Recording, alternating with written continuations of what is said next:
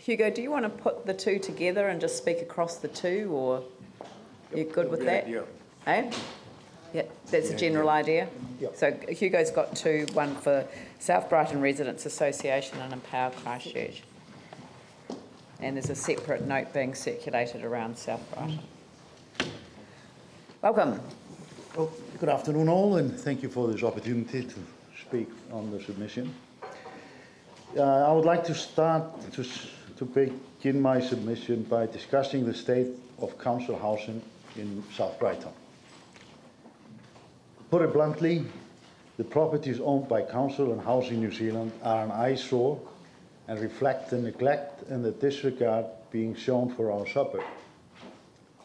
We find it inexcusable that the authorities can leave properties in such a dilapidated state, boarded up, abandoned and neglected, and a collecting point for illegal rubbish dumping. Given that the red zones have been generally cleaned up, what is the justification for leaving the green zones in such a sorry state? Two examples of this are the council housing on Santa Cruz Lane, on top of Blake Street, and a house owned by Housing New Zealand at the river end of Kipperwhite Street. Secondly, following the land subsidence caused by the earthquakes, temporary stock banks were put up in place along the Avon River. These stock banks are not up to standard,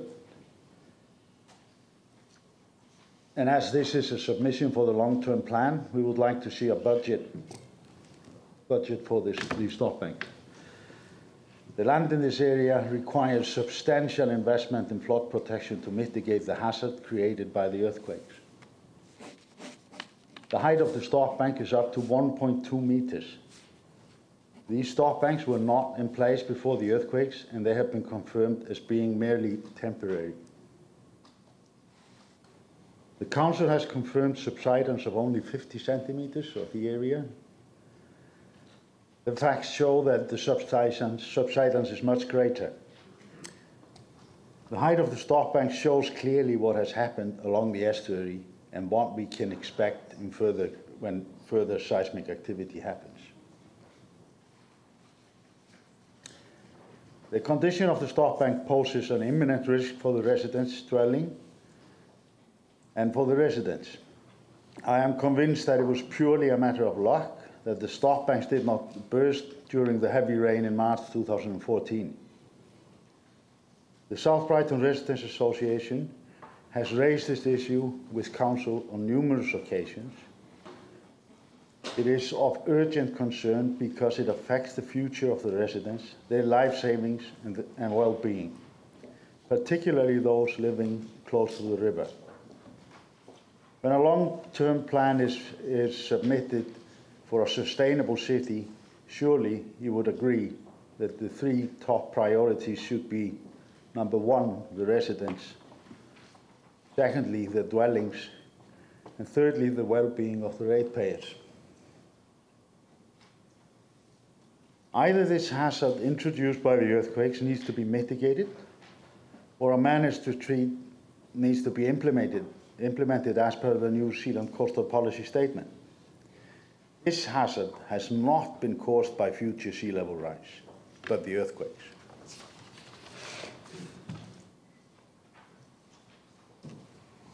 The South Brighton community has lost a lot, and we are quite certain that nowhere else in New Zealand you would find a residential area 6 kilometers in diameter with a population of approximately 5,000 residents, in which the only services available are a dairy and a petrol station. We would like to see Council offer some sort of assistance to encourage the return of services to the South Brighton area. We have suggested that a platform be created in the domain where a decked area could be set up with water, electricity and other basic amenities. Further services could be established in temporary facilities, coffee shop, fish and chip shops, food store, container shops, depending on the interest and the feedback from the local residents. The flexibility given post-earthquake in regards to building regulations, they are extensive, and the flexibility is there to deal with the situation. I would also like to touch briefly on the council finances. My observation of the legislative environment here give me cause of concern. So far, what we have seen is an emergency response to the recovery. In my opinion, a band-aid. Legislation has not been updated. Sustainability should be the main objective for the future of our area and city. We are now entering the second phase of the recovery, and hopefully we will see positive changes that will improve sustainability. The following are some aspects with a substantial impact on council insurance claim settlements that need to be fully considered before any insurance claims are settled. The Earthquake-Prone Building Act will require extra strengthening of council assets, and as will the AS/NZS 1170.5, the Seismic Action Standard.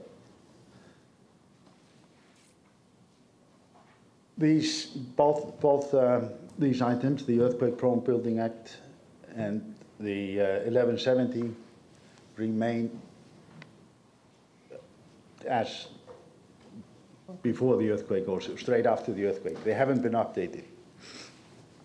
The Geotechnical Code of Practice, this is another factor, which is controlled by the New Zealand Geotechnical Society. It has not been updated. It will affect strong ground strength requirements, liquefaction vulnerability, foundation design, and ground remediation. Settling insurance claims before these fundamental things are in place would cost council a lot and the ratepayers.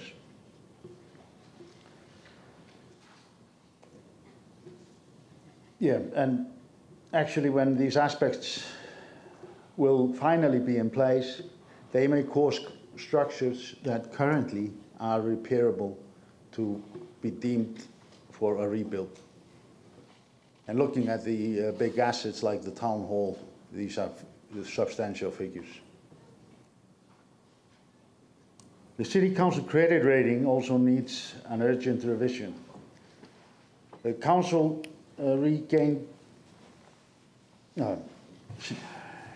City Council credit rating dropped after Council lost the building accreditation, building consent accreditation. And it was revised by Standards & Poor's 2 or 3 days before the accreditation was regained. It hasn't been updated since this accreditation was regained. This affects council finances in regards to cost of borrowing, and this has to be taken into the equation. Yeah, they're waiting until after we finish our long-term plan. They want to see our finances. Okay, excellent.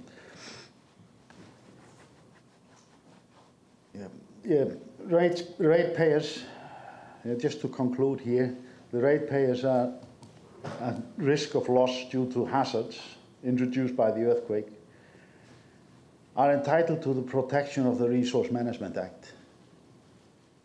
Obstructing these residents from protection of the legislation could be considered negligent practices. Complete? Yeah. A duty of care is owed to the ratepayers. It is my belief that elected people aim to deliver that care to the ratepayers of our city. Right, David, Glenn. Thank you, and can I just acknowledge, Hugo, your continued acknowledgement of problems in the area and your tenacity in following them through. Can I just follow up on one point there? You mentioned the condition of stop banks. Do you have any notion of from where to where we need to be concentrating our effort on stop bank work? Yeah, there are areas of high erosion which have been identified identified by ICAD.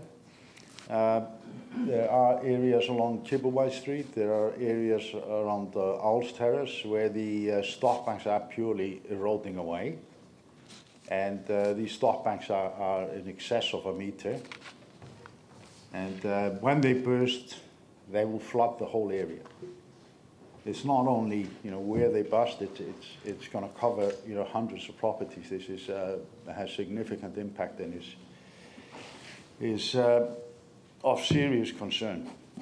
These stock banks, they're all just pretty much gravel on top of sand. Stock banks need to protect us against 1 in 100-year event. They need to protect us against erosion. They need to be structured, engineered to a standard so they can protect us against erosion and groundwater intrusion. Glenn? Thank you. If I may just offer a clarification over the Santa Cruz units. Double check with staff. Most of our complexes were under the cap, but this is one of those that went over. So that insurance issue now lies with Civic, and until we get some movement from them, we just can't do anything with it. You're not going to repair them, so... We don't know yet. We've still got to get to that point. But surely you can clean the mess. Have you been there? Not for a while, no. No, you should go there. It's actually like a ghetto. Right. It's Point absolutely taken. disgusting and dumping disgraceful. ground, I will feed that back.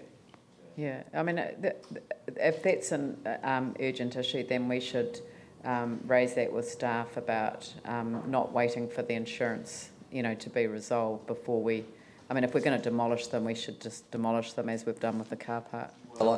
Even demolition, I suspect, is tied up with the insurance. Yeah, I know, I'm sure it is, but if usually demolition is held up when the insurance are disputing the coverage, if EQC have overcapped it, then, I mean, it's each individual unit. I can't believe if they've overcapped the whole lot that it isn't a rebuild. Anyway,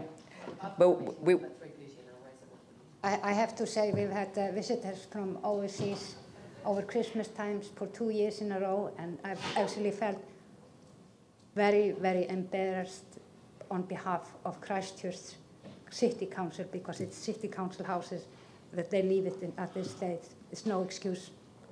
Yeah. Houses have sunk into the ground big time. Liquefaction, lateral spreading, houses have separated there. It's absolute disgrace. There's no way that these properties will be repaired. They're also way too low. And people are dumping stuff there. It's absolutely, it's barricaded.